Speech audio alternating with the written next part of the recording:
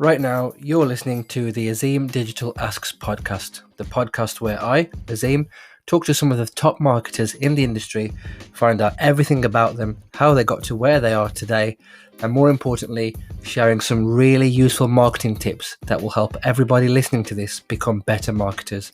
Stay tuned for another great episode.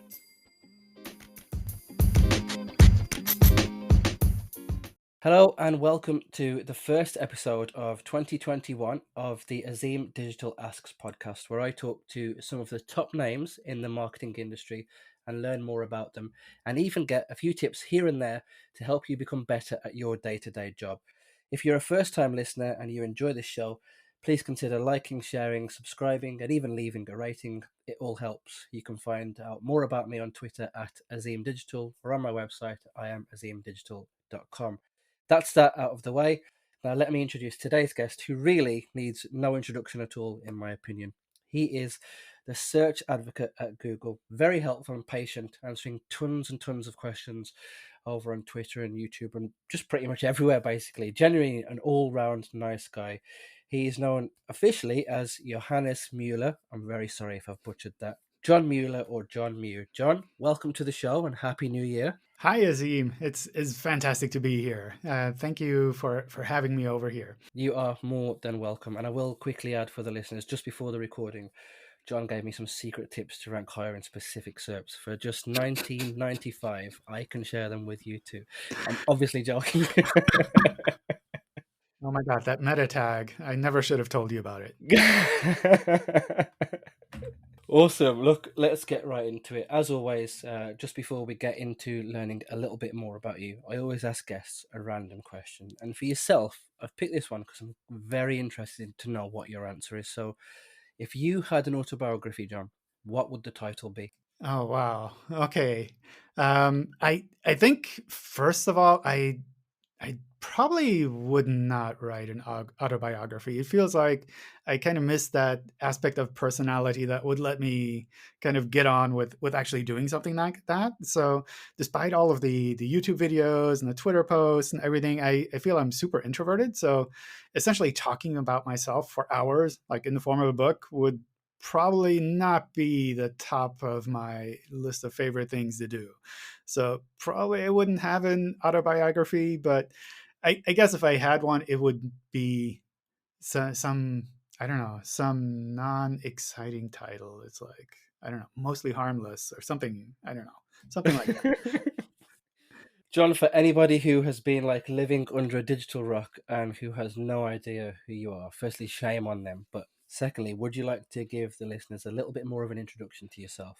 Okay, so I thought about this a little bit, and I thought it might be interesting to kind of go into a little bit of my background, like where actually all of this kind of came up and how it got there.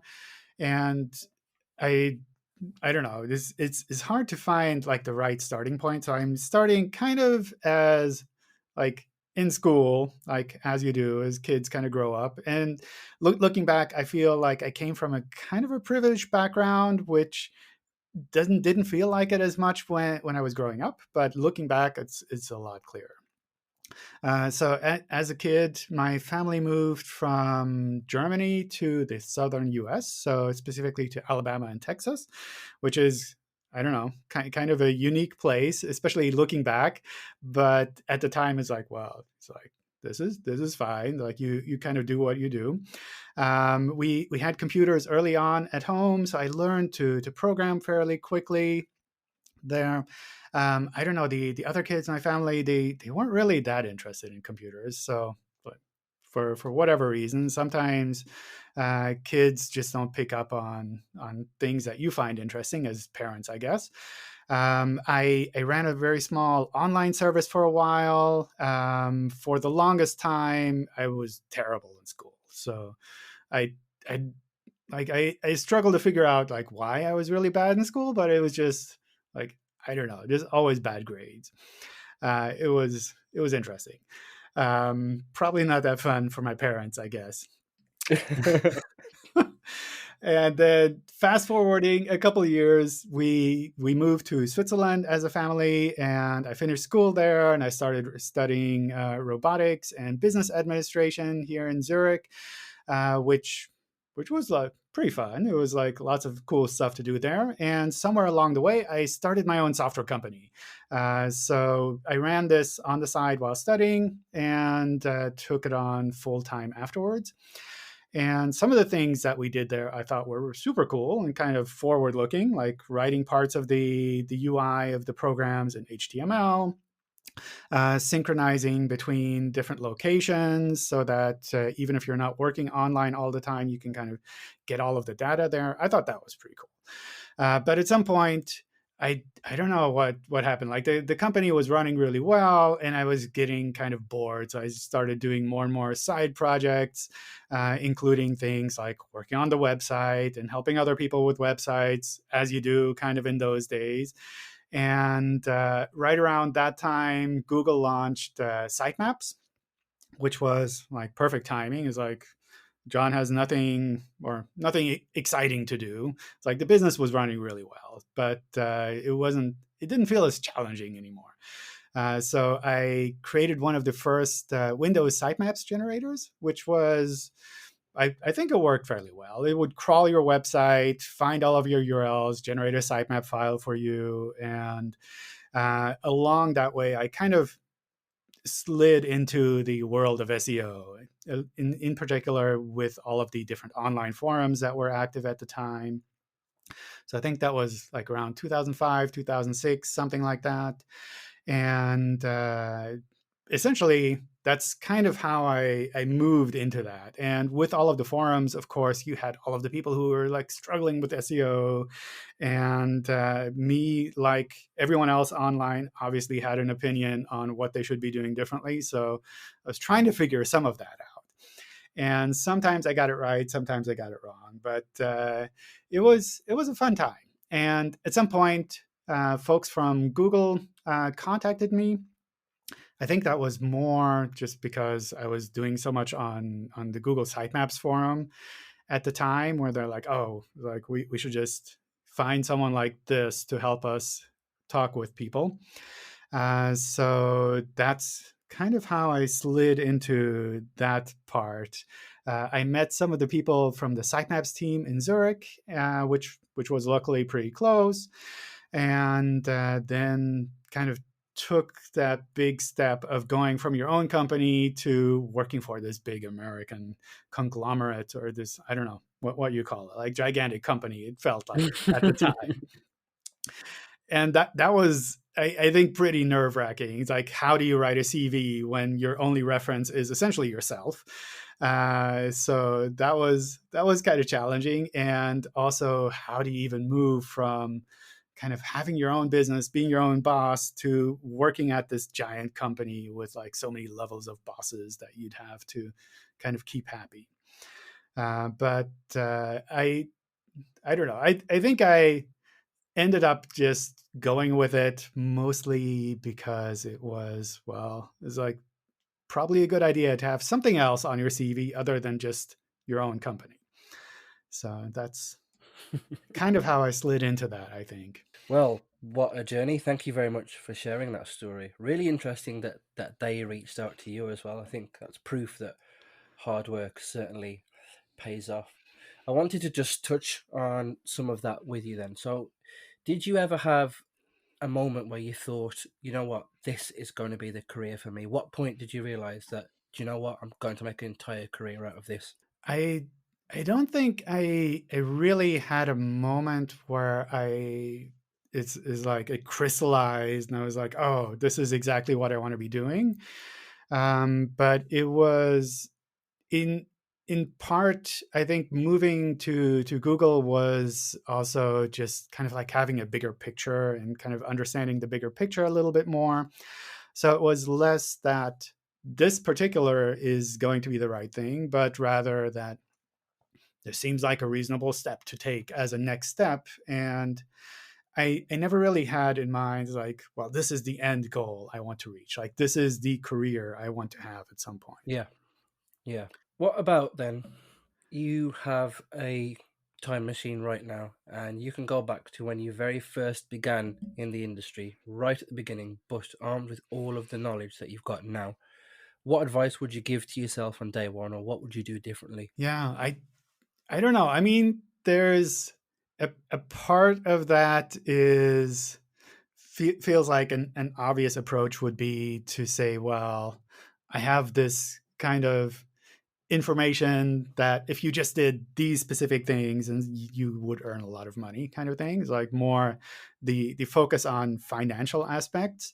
um, I I think that's something that's always very tempting in the sense that, oh, you should have created more websites while you had a chance, or you should have invested in this or bought more Bitcoin or something crazy. And I think Eric Schmidt at some point, especially when I joined Google, like he was still around. So he used to say that revenue solves all known problems. So basically, like if you earn a lot of money, then you can figure out what you can do, which I don't know. It never felt like something where I was like in a situation where I was like, oh, I just need to earn $1 million and then I'll be happy, kind of thing. So I think even having an opportunity to go back and say, oh, you should have just bought Bitcoin while they were $1, I don't think that would have really changed much for me. The one thing that looking back where I think I kind of held myself back a little bit in terms of doing, I don't know, having a bigger impact overall is being active as a manager. So especially when I had my own company, we had a bunch of people that were working there, and to me, running the company was just like a lot of busy work. There was a lot of bureaucracy around keeping a company running, making sure that all the employees are happy, making sure that all the bills are paid, all of the kind of the day-to-day work. And that's something that I actively avoided as much as possible after joining Google. And I think that's something where over the years, as I've been a manager there for a while now, I've started to realize like I shouldn't have avoided this for such a long time. So kind of the desire to go off and be more of a manager type person rather than just always trying to do hands-on work. I think that's something that maybe especially in my career at Google, I could have given myself the advice to not fear being a manager as much. And especially now, it's like the team is fantastic. They do fantastic things, and I get a lot of strength out of them, and out of seeing how they're kind of doing these fantastic things. And it's not so much that my team is competing with me for attention, but rather it's like as a group, we're able to do some really fantastic things. And that's I think the aspect that where I could have given myself a little bit more of a nudge in that direction, saying like, well, it's like being a manager at Google is not like running your own company, and there are lots of teams that help you to be a good manager at Google. So it's something you maybe shouldn't fear as much. Awesome, very interesting answer. Thank you very much for sharing. I was going to ask you some of the things that you've picked up throughout your career, but I think you've covered that very nicely. Let's move on and let's talk about inspirations then. So, over the course of this podcast, I always ask guests who inspires them in their career and in this industry. And exactly the same for yourself, John. Throughout your career, who would you say has been a big inspiration for you? Yeah, I don't know. I think part of the inspiration side is always tied a bit to the, I don't know, imposter syndrome, in the sense that especially when you work at Google, there's so many people who are just so much smarter than you, or who you feel like are so much smarter than you, that it's like on the one hand you can use them as inspiration, but on the other hand it's also really scary because you're like, well, what am I even doing here in the company of all of these super smart people? So that's something that I think, especially in my career at Google, has been a bit of a challenge, in that I see some people that are doing really fantastic things, but at the same time, it's almost kind of scary in how they're doing all of these cool things. One of the people, I think, like slightly before joining Google, that had a big impact on kind of, I think, the way that I interact with people online was Eamon Jones. Eamon Johns. I think he's also from the UK. We I kind of ran across him in some of the early site owner forums, where I think he was like known as Black Knight or something along those lines. Like back in those days, everyone had pseudonyms and nobody knew who was really behind those names. So that was a big change, I guess, over the years. But one of the things I learned from him in watching how he interacted with a lot of the people online in the forums at the time is that sometimes answering someone's question isn't the answer that they actually need, but rather it almost ends up distracting them more from the answer that they need. And it's something that you see a lot online, where you see people asking questions like, how do I do this? And the right answer might be like, maybe you shouldn't be doing that at all. Maybe you should be doing something completely different. So I don't know, for example, like how do I generate a sitemap file for my millions of domain names? Where technically there are ways that you could kind of like do that, but practically maybe having a million domain names is the wrong approach, because probably what you want is to earn a lot of money, and diversifying across a million of domain names might not be the right way to kind of get there. So in math, I think you have kind of the concept of like a local maximum, where you can say, well, it's like you can kind of reach a local maximum here, but the global maximum might be somewhere completely different. And that's something that I see all the time online, especially around SEO questions, where people will ask something very specific because they have a kind of a small goal in mind, but taking a step back and thinking about what is their actual goal, which might be to, I don't know, get more money or be more visible. And then focusing on that larger goal instead of that small goal helps to, I don't know, get them closer to the actual goal. And sometimes I think it's annoying for people because it's like, I just asked you how to create a sitemap for a million domain names, not for life advice kind of thing. But I think it's still important advice to give to people. And I see this all the time on in the YouTube office hours where people will ask me a question. I'm like, I think you're running kind of this set of affiliate domain sites, and maybe you should be focusing on something different. I could answer that question kind of directly, like what you need to do as a next step there. But maybe the advice that would be more useful for you is like, maybe you should be focusing on something different. And I think that general understanding of sometimes answering the question directly is the wrong way to approach a question. That's something that I really learned quite, I don't know, quite visibly from Eamon Johns over the years. Awesome. I'm sure he'll be very happy to hear that from you. And the point that you made there about answering questions online and talking to people online leads me very nicely to my next question, which is, John, who, in your opinion, is doing great things in the industry right now that you're really interested in? When they get in touch with you or when you see their work, you're thinking, this is some really interesting stuff. Who is that for you? Obviously, it's just Izzy Smith. No, just kidding. I mean, of course, he's also doing good stuff. But it's like I didn't want to mention any specific names. It feels like, especially at the moment, or maybe in this year in particular, it feels like the industry has really grown from focusing so much on individual names and faces to kind of being active as a diverse set of people. And I think that's really kind of what makes it interesting for me, is that you're not interacting with individuals who are very strong and very smart. I mean, they are out there, of course, but it's more that it's just like much more diverse than it used to be. And I think part of that might be because all of the events kind of shifted to an online format, and suddenly it's a lot easier and a lot more accessible for anyone to be out and be active in events and be a little bit more visible. So I think that's kind of coming into play there a little bit.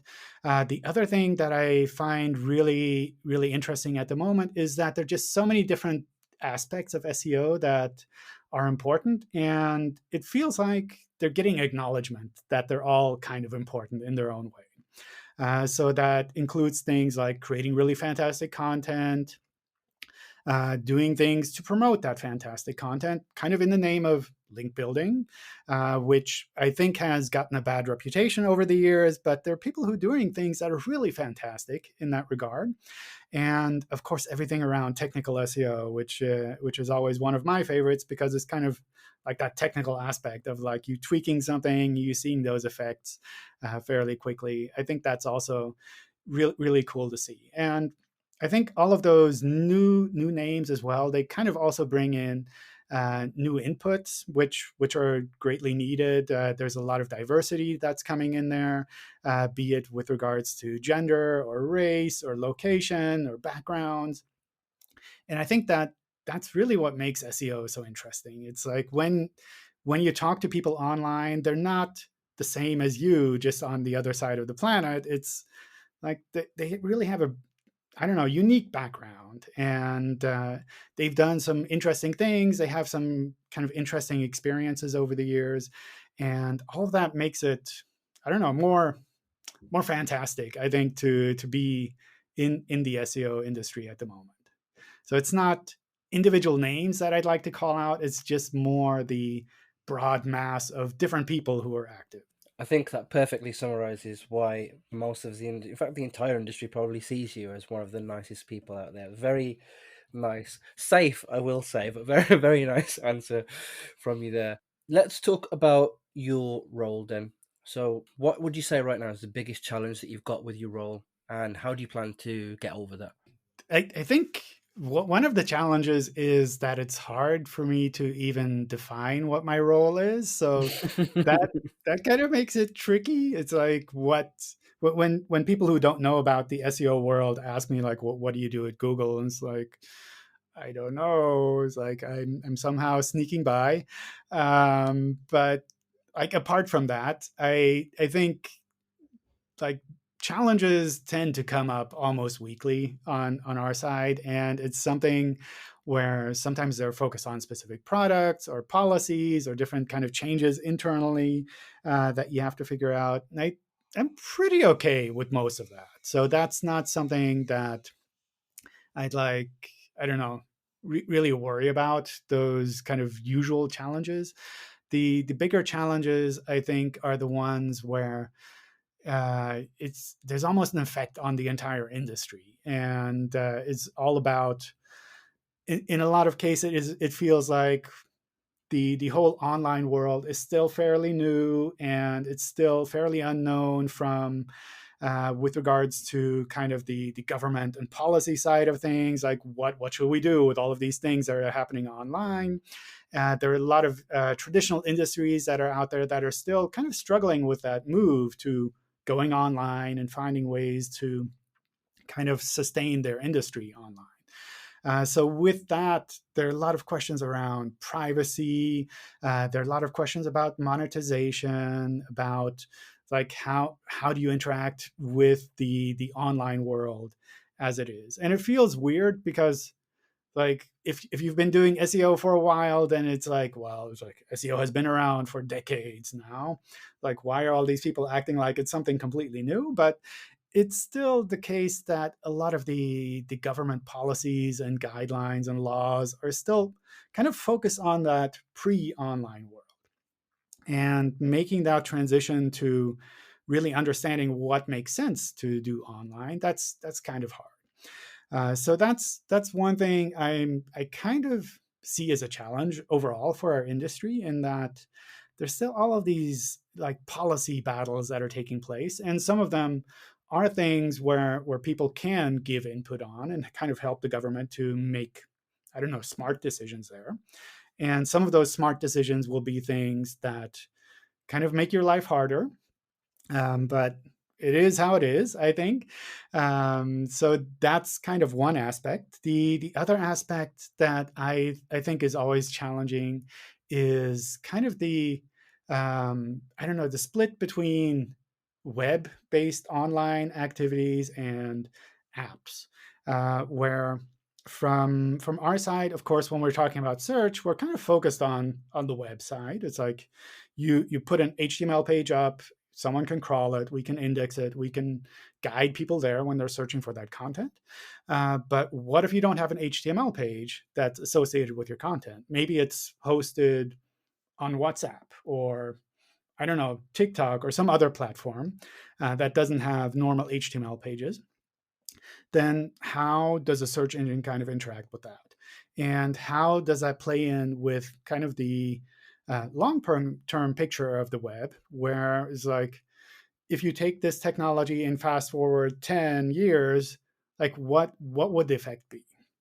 And that's something where I don't really know what the answer there will be, because it feels like there's always been this kind of trying to find a balance between apps and web, or kind of the open content and the closed ecosystem. And there are definitely pros and cons to both sides. So it's not that there's one clear answer, but it's like always kind of drifting a little bit more in one direction and then changing focus and drifting a little bit more in the other direction. Yeah, absolutely. And I was just thinking back to what you mentioned earlier about the local goals and global goals, was it? I think that rings true there, certainly. I wanted to touch on, as it is a lockdown podcast, and at the time of release, it looks like the UK is going to be in like lockdown 68. Um, how has COVID affected you professionally, and how have you responded to that? Yeah. I mean, luckily, I haven't had any kind of direct medical effects in that regard. So that's at least one side where I kind of count myself lucky. The office here closed, I think, fairly early when things were still kind of heating up.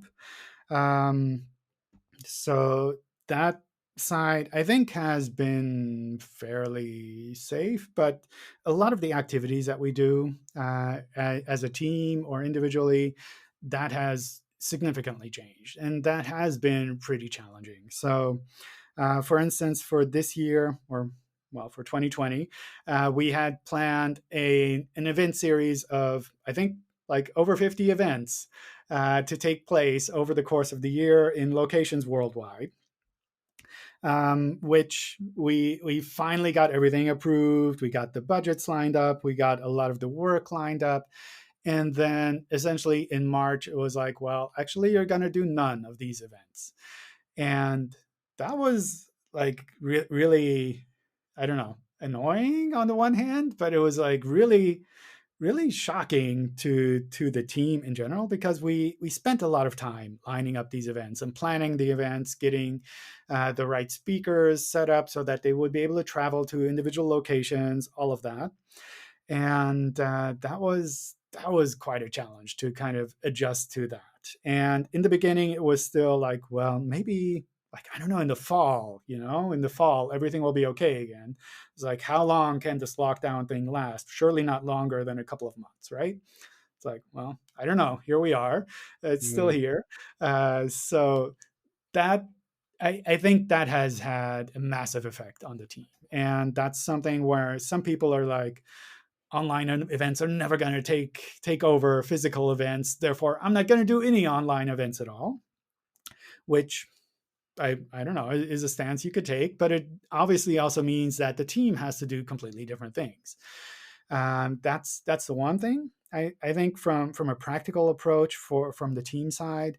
The other, I think, is more of a personal thing, where I see this, at least for myself and also other people all around, where visiting the office has been really inspiring most of the time. So I have about an hour commute to the office each way.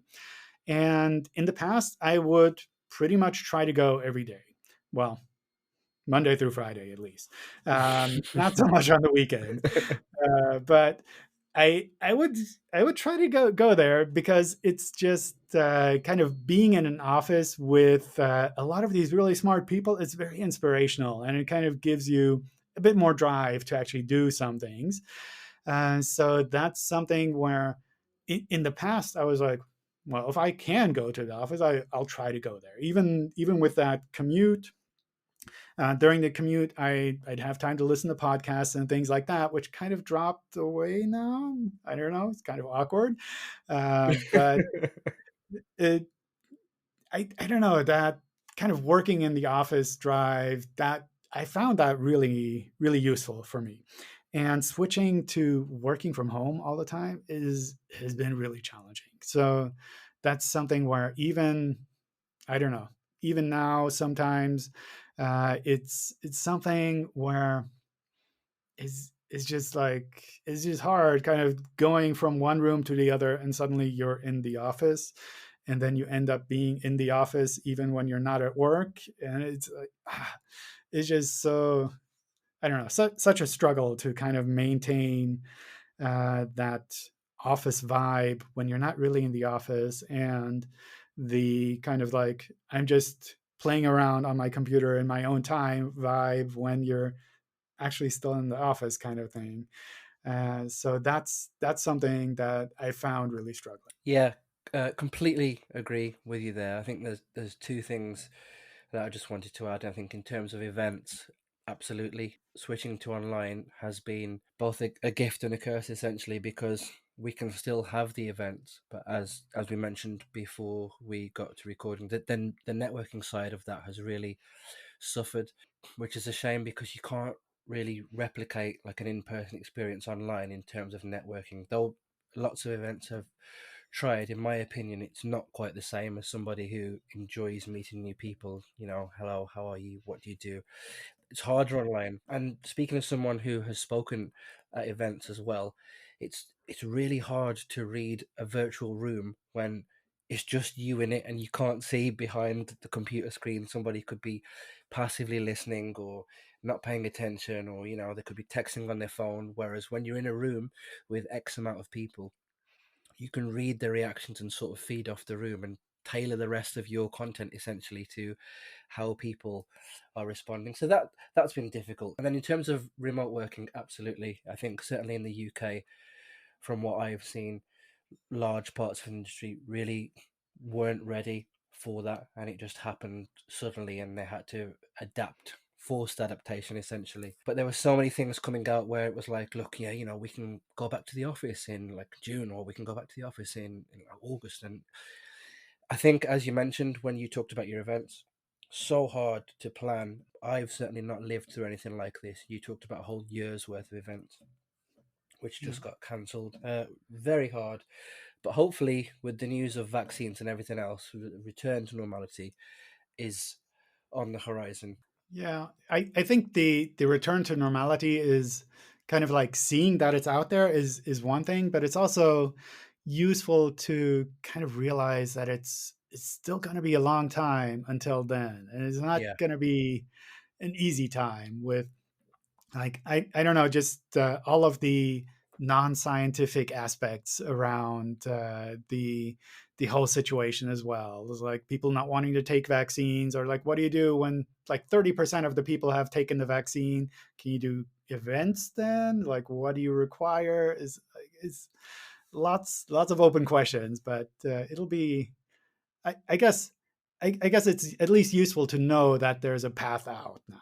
yeah, absolutely. I'm very tempted to ask you about, how Google's going to prevent the spread of misinformation, but I'm sure you've asked lots of questions like that. But essentially, like you said, there are some Ticketmaster, I think it was, said that now you need to prove that you've either had the vaccine or returned a non-COVID result in a test to access events, which maybe is one route out. But again, I think we could spend the rest of the podcast talking about COVID and everything else. So we'll quickly move on. I wanted to ask you about self-development and what does that look like for you, John? How do you take time to help yourself develop? Yeah, I I don't know. It's always a bit tricky. I mean, on the one hand, they're kind of the manager side of things, which I think I should probably focus on a little bit more. But I really love kind of online, well, not online, on hands kind of type work where I can try some things practically out. And especially I like challenging technical things where you can kind of try something out, learn something new, and see right away if it's working or not. So that's something which I think sometimes in the SEO world is a bit challenging, in that you make some changes and then you wait a couple of months to see if they have any effect. But I kind of like the puzzling aspect of like trying to figure something out and seeing right away if it works. So one of the things I've started doing on the side is messing around a bit more with electronics. I could never really figure out how electronics worked back in the days. Even when I studied robotics, is like everything around electronics was this big black box that I had no idea about. I still can't figure most things out, but I've learned a lot of things along the way, and I think I kind of took the mental leap and said, well, this is something that I'm doing just purely to keep my brain kind of active and to kind of exercise my brain muscles, rather than it has to lead to some useful or practical effects. So I don't know, spent a lot of time trying to figure out how some of these electronic devices work. I've spent time kind of messing with building small displays, keyboards, different things, even making printed circuit boards with microcontrollers and kind of really tiny parts on them. And that's, I don't know, it's something where I'm not really in the sense of like practically developing something specific or learning something specific that I need for my career kind of thing, but it's more kind of developing my brain muscles, I guess, kind of like seeing it like that. So that's something that I found pretty useful and helpful to, I don't know, leave like the career side of things a little bit on the side for a while and practice something completely different. Yeah, I think I've seen one or two things that you've posted on Twitter which just look insane, far beyond the realms of anything that I could do, but it looks awesome. Before we move on to questions from the listeners, I wanted to ask you a couple more things. The first one is all around the topic of failure. So, what would you say, let's say, in the last 12 months has been the biggest failure for you, and why do you think that it happened? I I don't really know. I mean, it's like on the one hand, I don't want to come across as like, oh, I do everything perfectly, but it's I can't pick out any particular item where I'd say it's like this has been a big failure.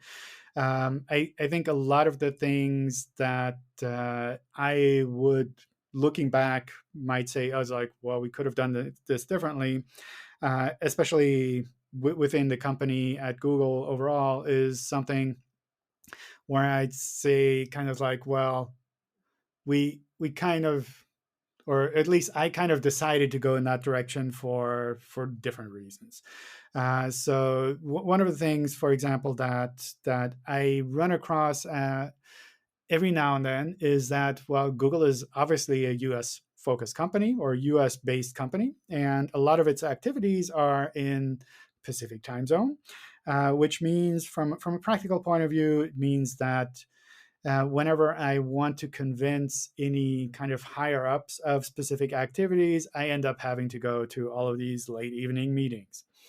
And I really don't like late evening meetings. So it's something where, on the one hand, I could say, well, it was a failure that I wasn't able to convince anyone at Google to go down this direction, which I think we kind of lost an opportunity on, or where I think we lost a lot of I don't know, friendliness online by going down a different path. But on the other hand, it's like, well, I saved myself from a bunch of meetings, which is also really nice. So kind of like that balance between, well, we could have done a little bit more in that direction, but I would have had to make a big trade-off there. So that's something where, I don't know, it feels like you could see it as a failure, but on the other hand, I'm pretty okay with how things turned out. It's not that, going back, I'd say, well, we should have done things differently. We could have, but it's hard to say that it would have been very different now. Yeah, absolutely. And I couldn't agree with you more. Less meetings is always a winner. The different time zone thing sounds interesting, I'll say. Yeah, I think that's the biggest struggle that I always have with things as at Google. As you kind of progress up the ladders, it's like I'm not like actively trying to drive my career upwards or anything like that, but it just happens over time. You just end up having more and more of these meetings in evening times, and is just so, I don't know, it's annoying, not being able to kind of have a normal evening off. I can imagine. The last one from me before we move into questions from the audience. And full disclosure, this is where I'm really hoping for an exclusive, so no pressure. But the official question is, what are you working on right now? What am I working on right now? So I've been on vacation for the last 2 weeks, so it's basically Ah. nothing. Haha. Yeah, so it's mostly at the moment I'm working on like various small electronic projects, which are kind of fun, and maybe they'll be finished by the time I have to go back to my normal day job. We'll see. With regards to I think at Google at the moment, I think we're kind of in that weird, well, at least for my team, we're kind of in that weird in between stage in that we've done some really fantastic things, and the next batch of interesting things is just coming up. So it's not that we're like currently doing something really fantastic, but especially the big site migration that we did. That's something that was lined up for a really long time. That's something where I'm saying, well, like it's settling down fairly well. One of the interesting things there is that we actually got involved with the internal SEO team at Google to get their help with that site migration. So that was kind of interesting, and I think one of the things we'll probably end up doing at some point is taking the work that they did or the help that they gave us there and turning that into a blog post, or maybe highlighting a little bit better what the Google SEO team does, because they don't have all of the secret information either. So it's like that meta tag I told you about before the recording. It's like they don't know about that one. Um, so it's also kind of the thing of like, well, even at Google, someone has to think about SEO. It's not that once you work at Google, automatically you do all of the SEO right. Because if you look around at all of the different Google products, you see a lot of things that are done in kind of a weird way when it comes to SEO. And you might think, well, they're done in a weird way, but surely they don't know what they're doing. And probably it's just they're done in a weird way because we don't know what we're doing when it comes to SEO. So that's like everyone has to figure out how SEO could be done. But other than that, I think there's nothing really specific that I'm working on. Mostly, I guess, practically speaking, it's more about making plans for the next year, which is still kind of ongoing, but not. It's like that one launch that is waiting around the corner, the announcement of the meta tag. Awesome. Right. I have a few questions for you from the listeners. Thank you very much for sending them in. And where people have left their names, I will absolutely mention them. So the first one, I won't mention the name, but the question just says, is Izzy Smith nice in real life? Yes, absolutely. You can guess who sent that.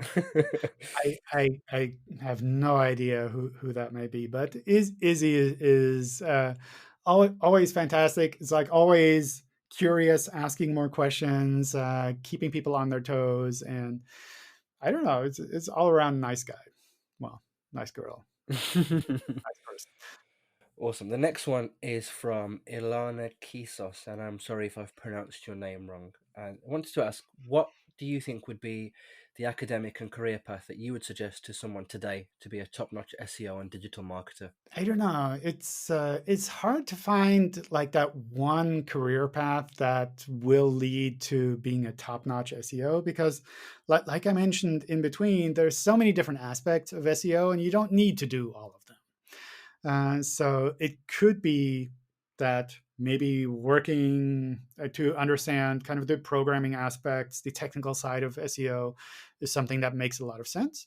It could be working to understand content a lot better is something that makes sense. So learning, I don't know, journalism or English or some other language, that's something that can be really useful.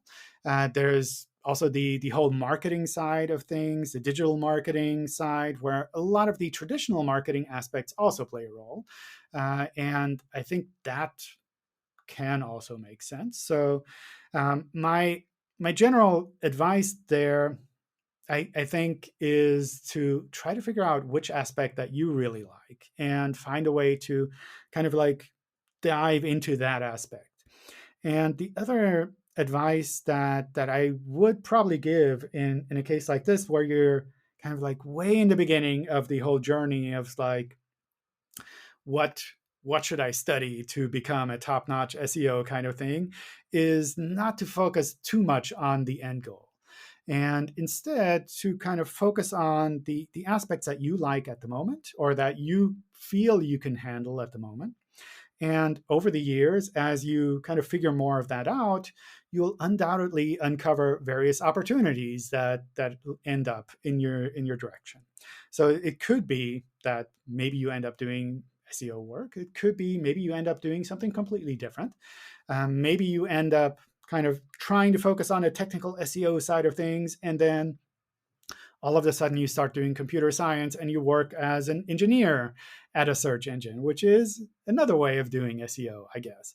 But it's something where, like, just purely focusing on the end goal is something that is easy to lead to situations where you end up being unhappy, where it's like, well, I did all of the right things, and how come I can't get a job at this one thing, one kind of specific role that I wanted, where maybe like that one specific end goal that you had wasn't really what you needed, but rather it's like some inspiration to find some other kind of work that you actually want to do.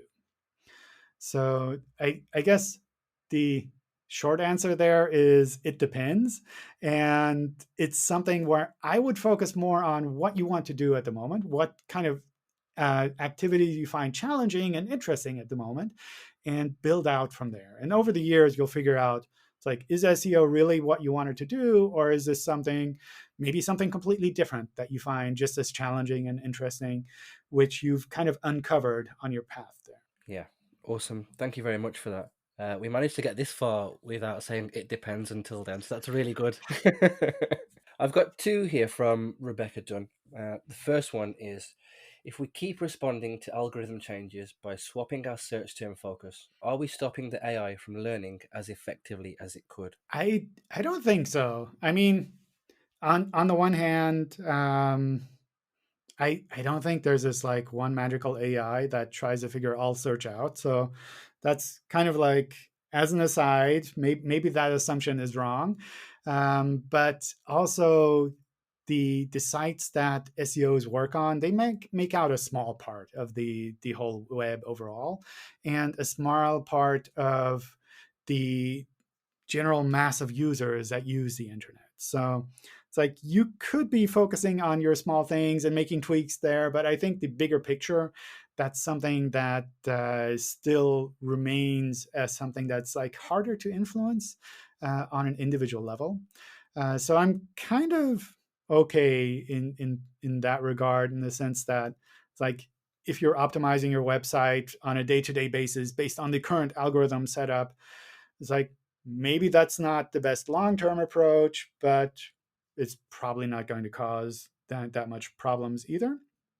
The other thing is, like I mentioned, is like there's not this overarching AI that just figures everything out on its own, Yeah, but rather there are a lot of people that are involved with search, and they make a lot of decisions along the way. And a lot of times those decisions go against kind of what an AI would learn. So if you trained an AI to say, well, we just want more people clicking on search results, then you would end up with something that just shows clickbait titles all the time, because like people obviously click on those, but it's not really a good experience. It's not really something where you're actually learning something from you interacting with the search engine. So someone has to go in there and say, well, on the one hand, we want people to interact with search results. On the other hand, we also want to make sure that we're kind of staying true with our general goal of making information accessible and useful. And making information accessible and useful is something that isn't really directly tied to just people clicking on search results. So finding those balances is something that people have to be involved as well. And it's not just some AI that magically makes decisions based on whatever is published at the moment. Yeah, absolutely. Thanks very much for that detailed answer. The second one that Rebecca wanted to ask was around inclusiveness in SERPs. So she wanted to ask who is responsible for pushing forward inclusiveness in SERPs. For example, is it our responsibility to train the algorithm through our content about non generic gender terms for clothing, or is it a waiting game for the algorithm to catch up? I think it's a bit of both. And it's kind of similar to the previous question in the term, in the sense that there's no AI that just magically makes that decision, but rather there are also people involved. And on the one hand, making sure your content is kind of aligned with what currently we see as something that is relevant. That's something that you can do as a site owner. Kind of also trying to stay on top of, I don't know, you might call them trends or like different changes in societal norms, I guess. That's something that you as a site owner can also do. And on the other hand, the algorithmic side of search, that's something where I think the algorithms at Google, the engineers that are working on those, kind of the decisions made along those lines, that's something that has to take place in parallel as well. And that is something that we do work on. So it's not like always a waiting game, either or kind of thing, but it's something that everyone can kind of work on.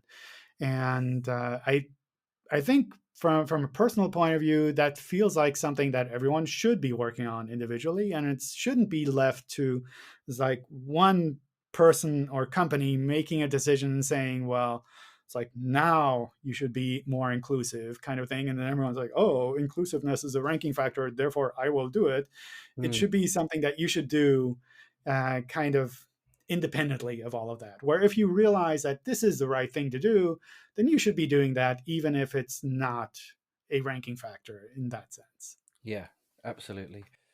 And then the last one, this one's from me, which I was thinking about, but while I've got you, I'm absolutely going to pick your brains about it. There's been lots of murmurings in the news about Apple potentially making moves to launch their own search engine, presumably as a rival to Google. What are your thoughts on that? I don't know. It's I think in general, overall, I think it's fantastic to have more search engines out there. It feels like, I don't know, Google has done a ton of things really well, and that has resulted in kind of this weird focus on Google. But having more search engines out there, I think in general would just make things a little bit more interesting in that different people looking at this problem in different mindsets, looking at kind of the queries that come in different ways. I think that would improve things overall for all sides. So on the one hand, more competition means it might be harder to kind of I don't know, do things that we want to do on our side. But on the other hand, it also means that for users, having more of a choice between which search engine or which service that you want to use makes it so that all sides kind of try a little bit harder. And I think it's something that's already kind of taking place. It's not just like search engines in general, but people go to different places for different reasons. It's like if you're searching for music, maybe you'll go directly to YouTube, maybe you'll go to Spotify or some of the other services and search for that music there. You wouldn't necessarily go to Google to try to find that music. Maybe you can, maybe it's not the best place to go. Similar for if you want to buy something. It's like a lot of people would just go directly to, I don't know, Amazon or some of the other big shopping sites and say, like, well, I'll search for that product there because I know that if I search on this shopping specific site, I'll get shopping results instead of just like general blog posts about this type of product kind of thing. So that's something that's already kind of taking place a little bit there. And having more competition, I think for us as Google, on the one hand, kind of makes it harder, but it also keeps us on our toes a little bit more, which I think is a good thing overall.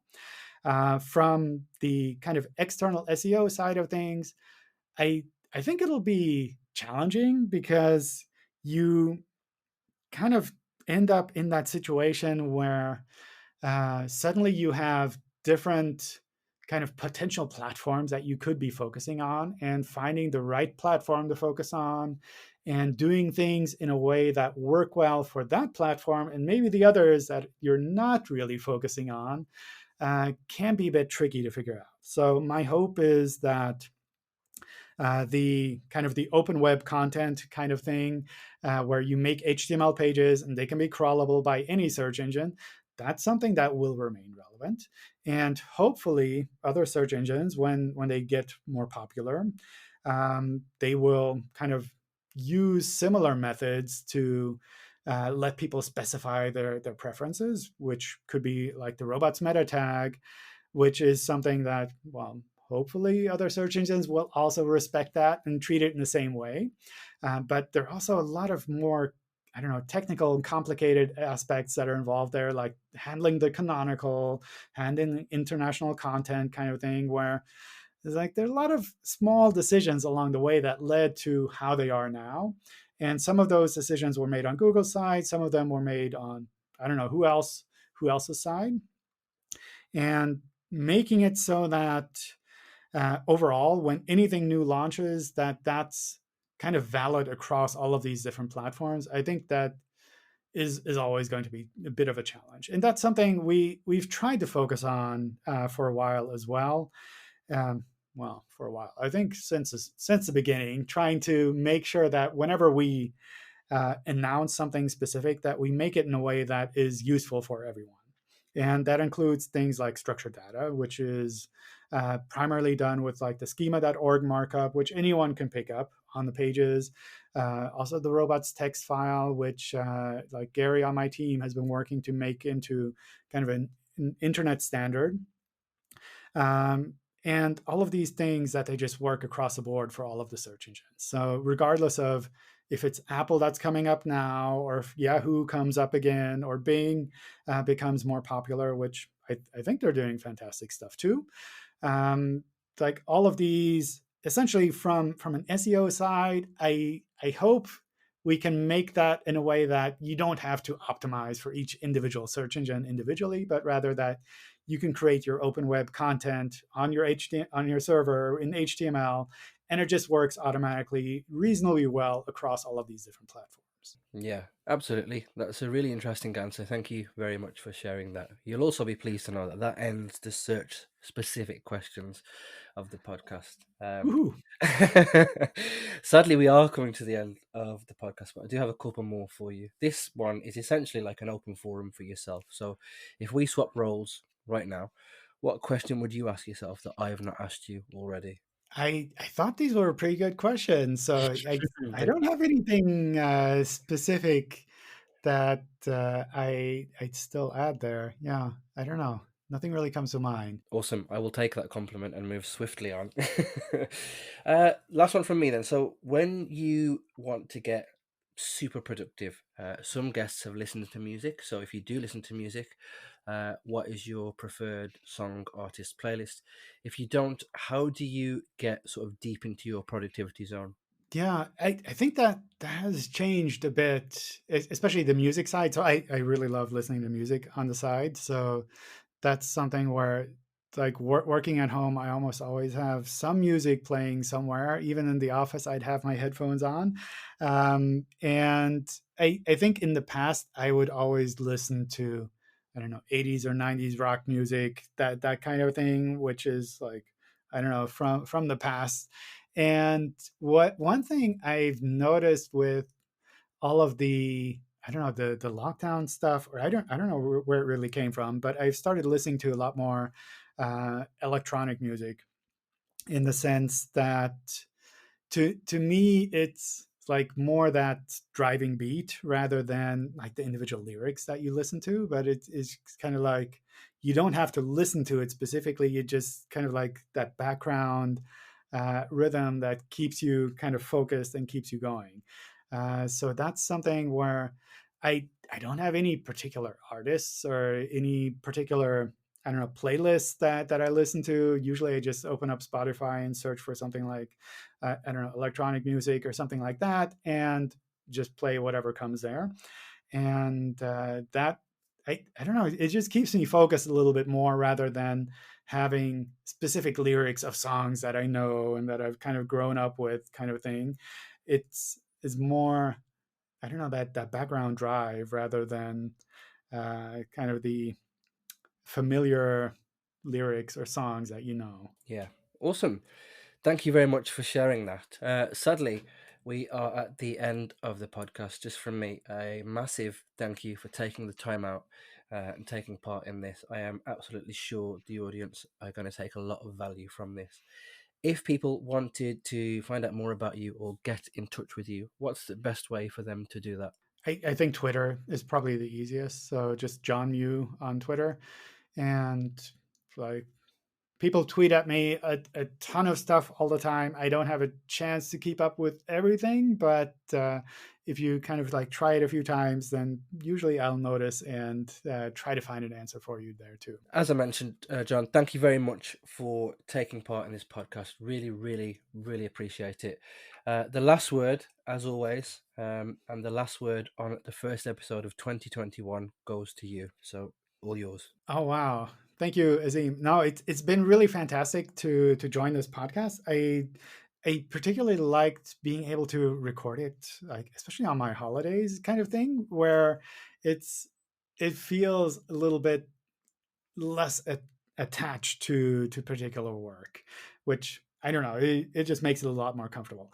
But I think, like looking forward at 2021, the aspect that I really hope kind of ends up working out well is that the kind of the value of all of the diversity that's been building up over the past years, that continues on, that we continue to see a lot of new faces in SEO bringing new information or new aspects to existing problems into the world in 2021, and partially also kind of that balance of figuring out what works well online and what works well in a physical event.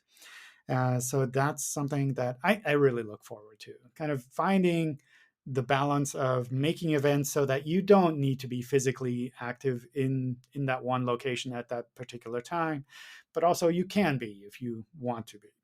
And I think that will make it a little bit easier for more diverse set of speakers, more diverse set of attendees to join a lot of these events, which I think is a good thing overall. So I'm really looking forward to that. I think 2021 is going to be a tough year. So it's not that it's like, oh, well, the vaccine is here and everything will be fixed next week kind of thing. But there's still a ton of work that needs to be done to kind of return to something, I don't know, reasonably similar to what we had a couple of years back. But it's like challenges are interesting work as well. So it's something that people who take on those challenges are hopefully going to see some rewards of the work that they do there. So I'm really looking forward to it.